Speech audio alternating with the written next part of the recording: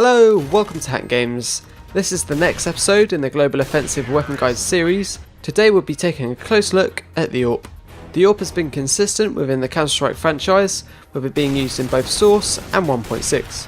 In Global Offensive it still has a lot of the same aspects, but a few changes have been made here and there. On an unarmoured enemy with no Kevlar or helmet equipped, the AWP does a whopping 457 damage for a headshot, 114 damage on the chest and arm, 142 damage on the stomach, and 85 on the leg. Against an armoured opponent it deals 446 damage for a headshot, 111 damage on the chest and arm, 139 damage on the stomach, and 85 on the leg. As you can see, the AWP still retains its high damage figures from before. It can one-shot kill both armoured and unarmoured opponents anywhere on the body excluding the leg, making it a very powerful gun. The reload time for the AWP is very long. It takes a total of 3.7 seconds to reload a full magazine. This is far too long if an opponent is pushing on your position.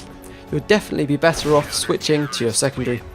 With the AWP being a bolt action sniper rifle, it has a naturally low fire rate of only 60 rounds per minute. This means you have to pick your shots carefully as you can't resort to spraying and praying. It has a magazine size of 10 rounds and the speed of the AWP is 200 out of a possible 250. This makes it one of the slowest weapons in the game. It's available to purchase on both sides and will set you back a hefty amount of $4,750. A kill with the AWP will only grant you a small award money of $50. The recoil pattern is obviously non-existent. It has such a low rate of fire that your bullets will just land wherever you are aiming. In order to use the AWP correctly, you should be set up at a long range from your opponent. Make sure you are not moving when going to shoot. You need to be totally still for a more accurate shot.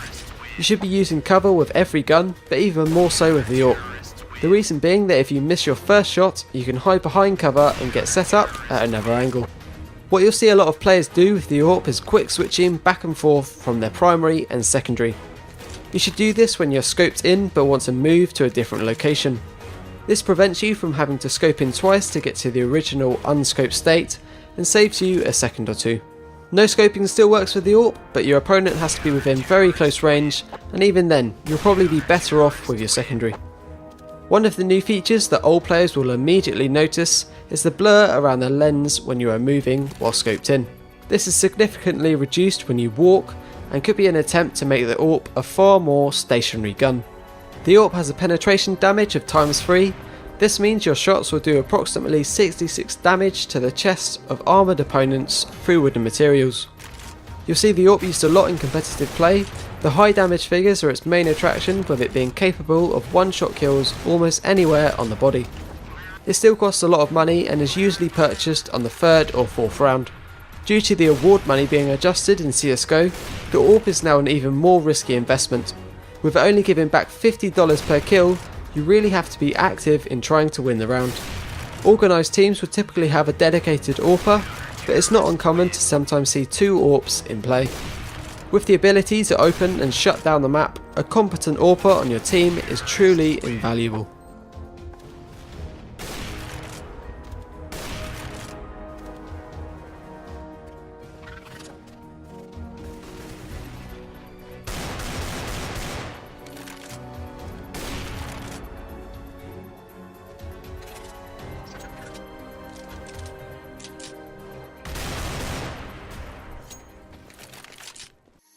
Thanks for watching guys. I'd love to know what you think about the new changes made to the AWP. I personally think they are fine. The blur is something you get used to after numerous hours of gameplay, and the decrease in award money just means you have to up your game if you want to equip such a powerful weapon. If you found this guide helpful, then I would appreciate it if you could drop me a cheeky thumbs up and consider subscribing to my own channel for more CSGO content. As always, thanks for watching and I'll hopefully see you in the next episode.